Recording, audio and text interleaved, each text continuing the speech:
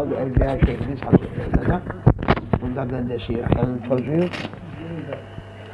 Onlara 3 Fatiha, 3 İhlas, bir Fatiha buyur.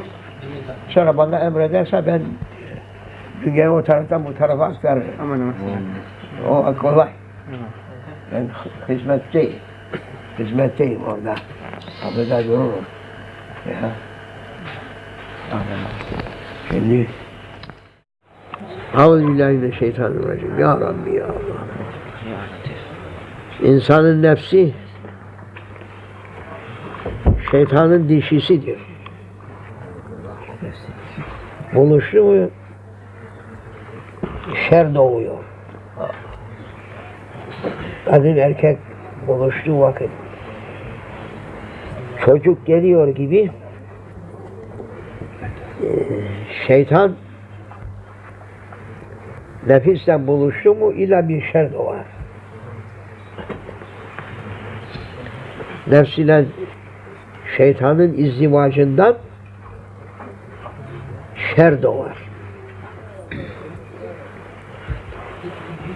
Nefsine sahip olamayan kimse şeytana yataklık yapar. Şeytana binek olur. Şerrin içerisine düşer, şerrin içine batar, üzerine şer yağar. Allah'a sığınırım. İnsan kötülük yapmak için gelmemiştir.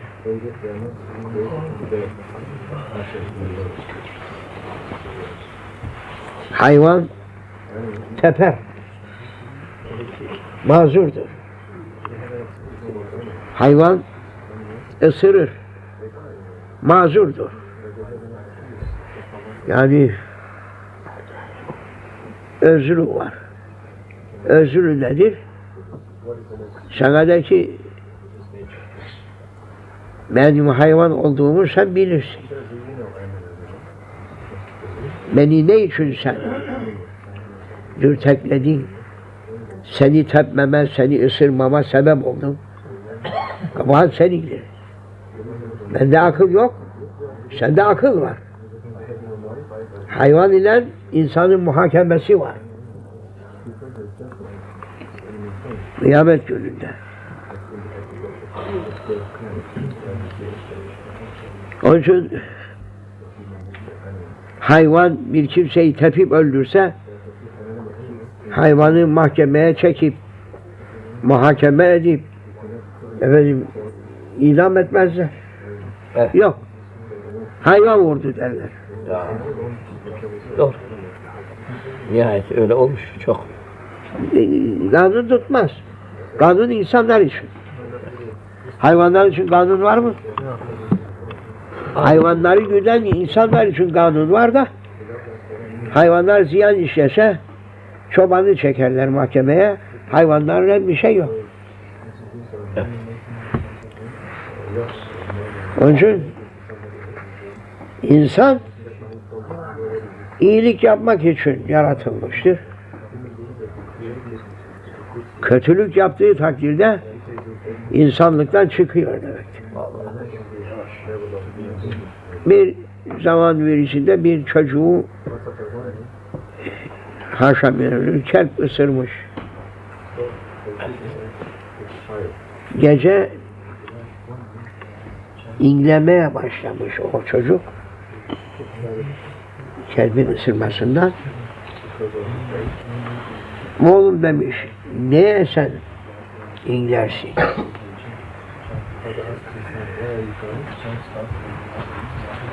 Babam demiş, beni köpek ısırdı. Onu sen ne ısırmadın oğlum demiş. Onu. Babası oğluna söylüyor. Oğluna soruyor, ne için sen ağlıyorsun, ilgileniyorsun? Beni köpek ısırdı demiş. Babası cevap vermiş. Peki sen onu ne ısırmadın demiş. Ey babam ben köpek değilim demiş. Yetişir der. İbret alacak adam olsa yetişir. Bu Şeyh Sadi Şirazi Hazretleri'nin hikmetli hikayelerindendir, bizim değil.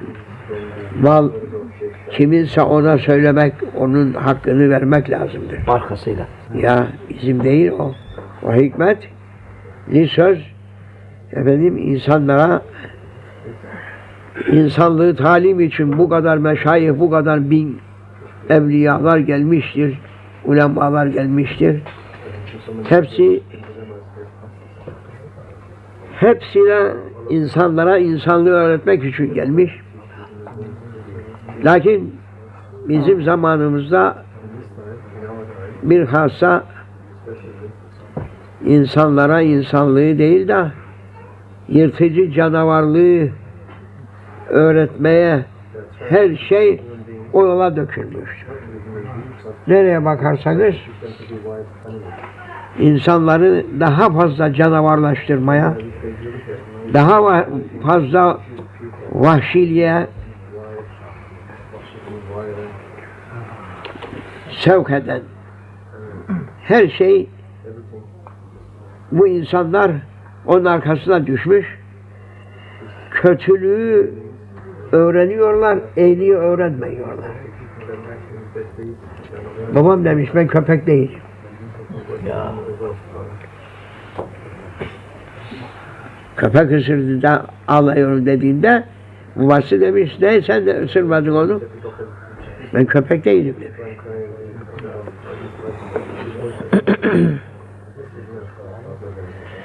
Yani sana karşı efendim insanlığını yitiren seviyesiz kimselerin seviyesine sen düşmeyeceksin. Asıl budur da tabii izzet-i nefis derler şimdi insanlar. Efendim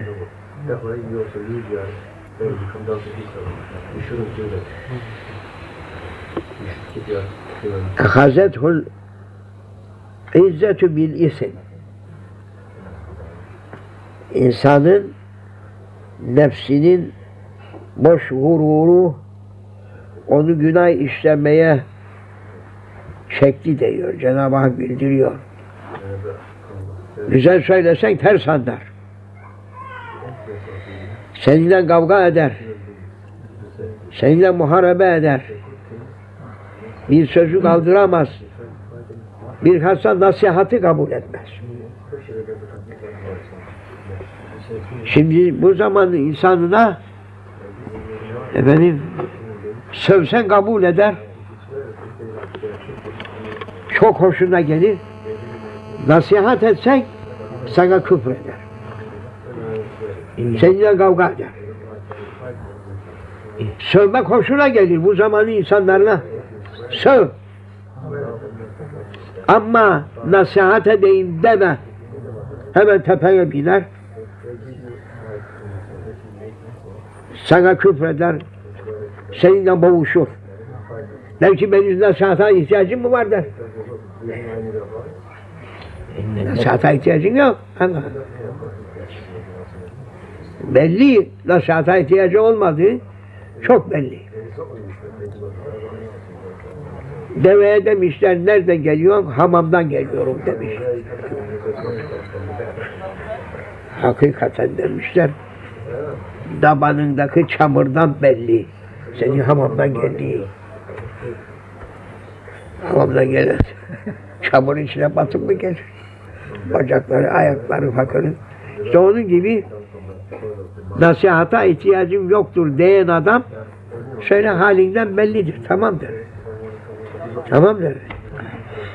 Sen nasihata senin ihtiyacın yoktur.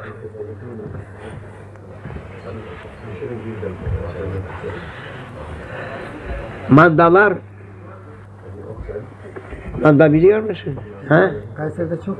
Her sabah şeyden çıkarlar, orada göl, çirkef deryası bir şey bulurlarsa içerisine girer yüzerler.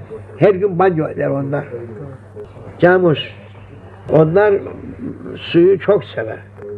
Banyo etmeden olamaz. Her gün böyle katarla giderler, girerler o çirkef suyun içerisine, bir başları yüzerler, çıkarlar, üstleri başları hep Çirkefin içinde de geliyoruz, banyodan geliyoruz diyor. Ne banyo? La havle. Duşumuz eksiktir diyor. İleriye dönük belki milenyumda insanoğlu bize duş da yapar oraya. Ümit ediyoruz diyorlar. Camızlar.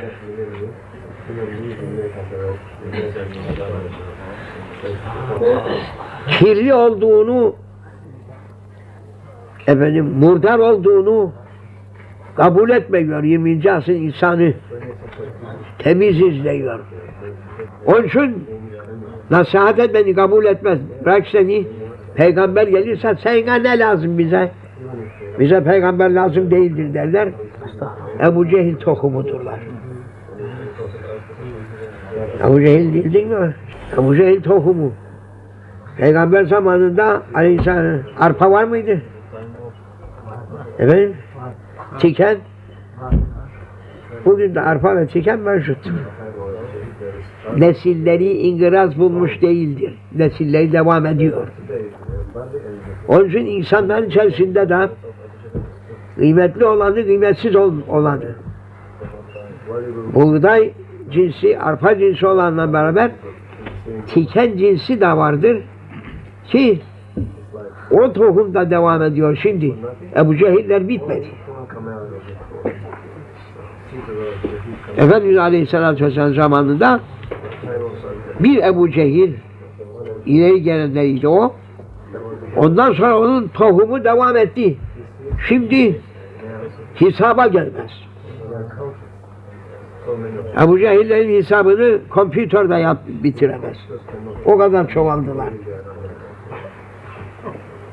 Allah bizi onlardan etmesin. Amin. Nefs, insanın nefsi şeytanla buluştu mu bir şer doğar. Çünkü insanın nefsi dişi şeytandır.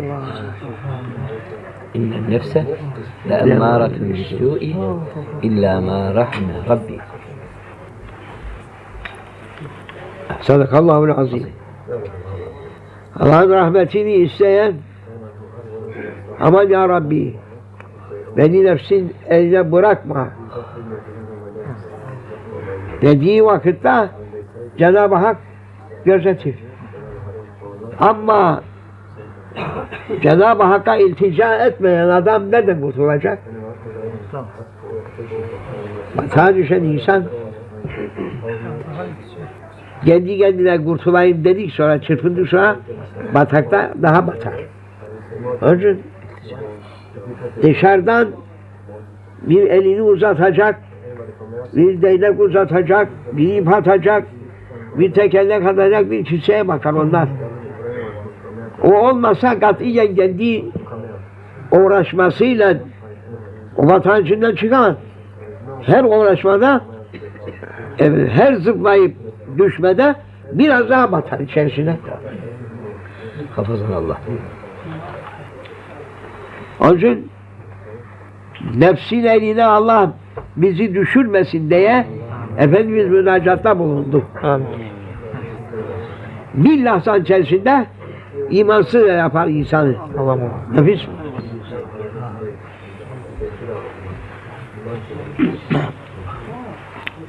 İman yolunda gider. Sonra sümme amenu sümme kefer. İmanda giderken yolunu değiştirir, küfre döner diyor Cenab-ı Allah. Sümme amenu sümme keferu. Sümme amenu sümme keferu ezdadu küfre. Yani doğru yürümeye bırakmıyor. Nefis.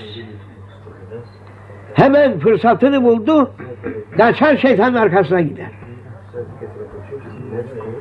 Şeytanın arkasına gitti mi, ecel gelirse, şeytanın arkasına giderken bir adamı ecel tutsa, kafir gider. Şey yok. Sonra Cenab-ı Allah, ruhu nasıl buldum? Ruhunu kabz ederken,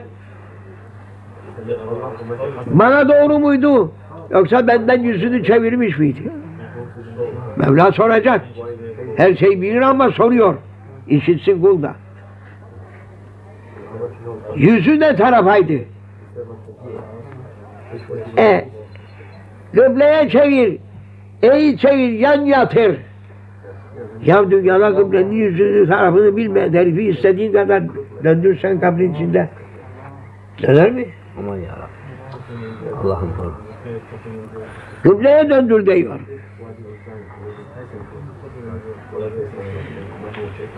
Bir zatın birisi zat manası Allah erlerinden bir kimse. Allah'a teslim olmuş, şeytana katiyen teslim olmamış adam. Müridi onu yatırırken böyle doğrultmaya uğraşıyormuş. O gözünü açmış, oğlum demiş. Benim yüzümü döndüren döndürmüştür. Senin döndürmekle değildir demiş. Maşallah. Yaşa gibi sen ölmedin. Nasıl? Allahu Ekber. Vazifeni yap. Allahu Ekber. Yunus öldü de ya selam verirler. Ölen insan değilmiş, hayvan demiş. Demez mi Yunus? Amin. Yunus öldü diye selam verirler. Ölen hayvan imiş, insan değilmiş. Ela inne evliyallahi la havf.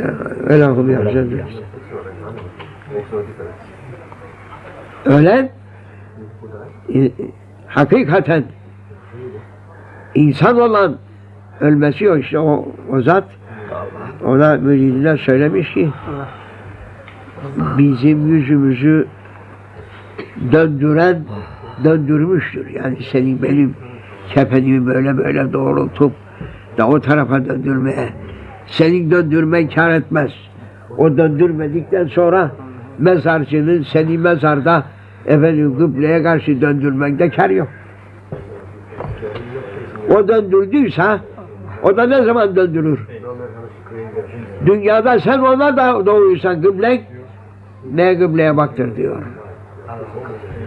Gönül Kâbesi'nde nereye bakıyordun sen? Oraya. Korkma.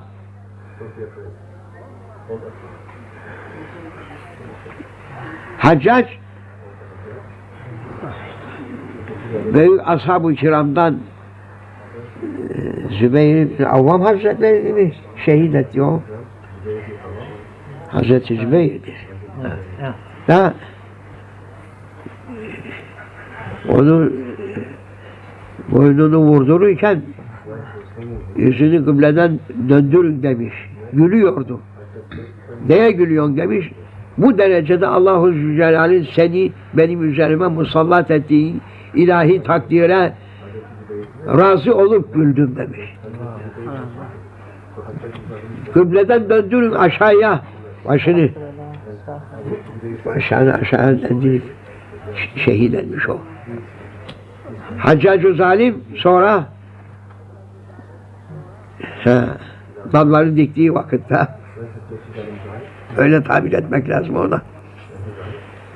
Rüyada görülmüş de sana ne gibi muamelede bulundu Cenab-ı Hak diye sorulduğunda demiş ki ben kaç kişiyi nahak yere cellada teslim ettiysem, boynunu vurdurduysam onun yerine kısas olarak bir defa benim boynumu vurdurdu. Ancak Peygamber ashabı Zübeyir Hazretlerini ben onun boynunu vurdurduğum için 70 defa benim boynumu vurdurdu diyor. Kısas. Netice yani gönlün ne tarafa? Dünyada nereye bakıyorsun? Evet. Şeytan arkasından bir adım attın, ecel yetişti, hemen o kimse imansız gider. Çünkü soracak, kimin arkasındaydın? Şeytan arkasında gidiyordu, bitti. Onun için tehlikedir. Onun için Büyüklerin huzurunda küçük günah diye bir şey yok diyor. Hepsi büyüktür. Neden? Allah'a asiliktir. Küçük günahta da Allah'a asisin. Büyük günahta da Allah'a asisin. Cesaret etme. Bile bile Allah'a asi olma. İsyan etme. Bile bile günah işleme. Bile bile Allah'a karşı gelme.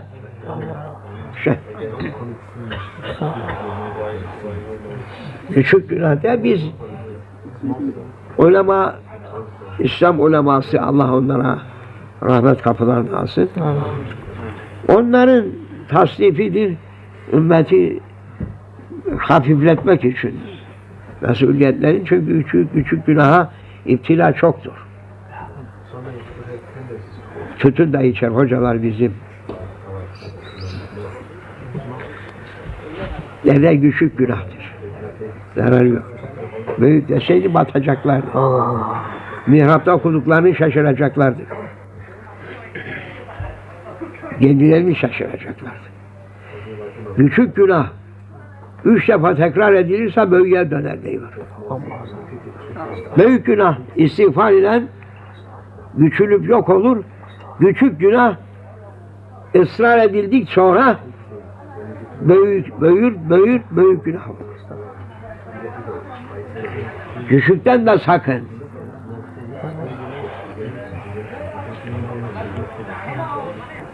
Meşhur bir zat küçük yaşındayken ağlıyormuş. Sormuşlar, neye ağlarsın? Allah beni cehenneme atar diye korkumdan ağlıyor. Oğlum, sen daha yavrusun, küçüksün. Seni Allah yakmaz. O da demiş ki, ben anamı görüyorum. Büyük odunları yakarken altına küçük ince dalları koyup onları yakar, ondan sonra yakar. Uyanıklığına bak sen. Uyanıklı evliya. Allah bize hakiki tövbeyi nasip etsin. Zor günlerdeyiz ama ümit var. Bizim aldığımız dereceyi geçmiş ümmet almamıştır. Geçmiş zamanda küfre karşı hükümetler seferber idi. Küfre göz açtırmazlardı. Onun için İslam'ı tutanlar rahatlıkla namazını kılar, orucunu tutar, Kur'an-ı Kerim'i okur okutur, medresesi var, camisi var, dergahı var, tekkesi var, tarikatı var, şeriatı var. Kimse dil uzatamaz, uzatan dilini keserler, kafasını da keserlerdi. Onun için o zamanın insanları Müslümanlıklarını rahat tutarlardı. İslam'ı yaşarlardı, İslam'ın istediği gibi. Engel yok. Teşvik de vardı, himaye, muhafaza da vardı. Yani bugünümüzde biz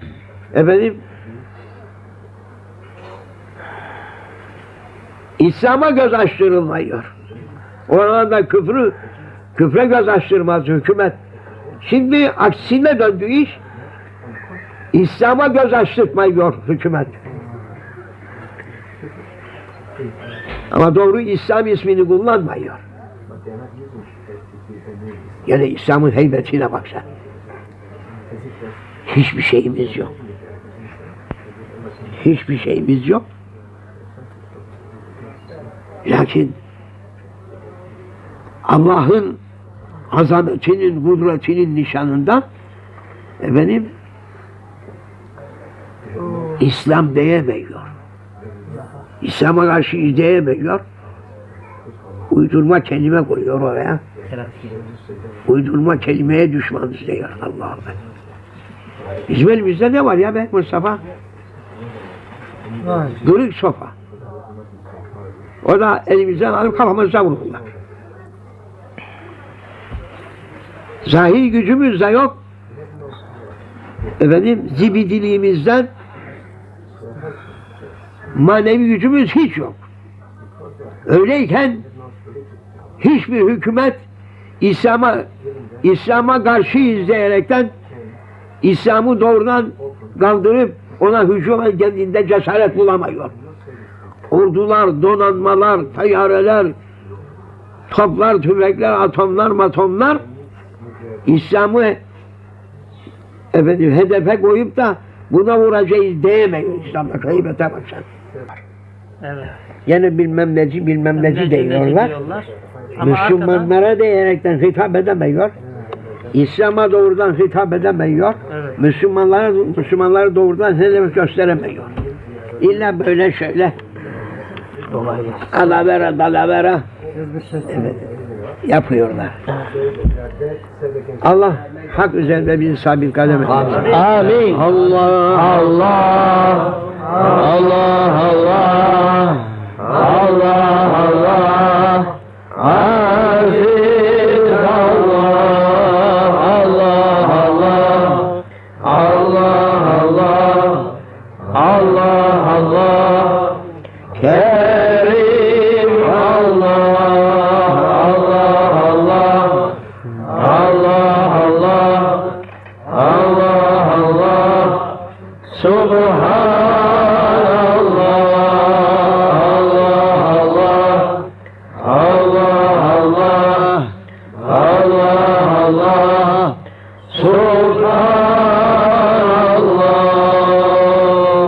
İlahi saltanatını ya Rabbi izhar eyle yeryüzünde. Amin. Şeytanın saltanatı yıkılsın ya Rabbi. Amin. İzin ver ya Allah. Amin. Bi hürmetil Habib, hürmetil Fatiha. Allah.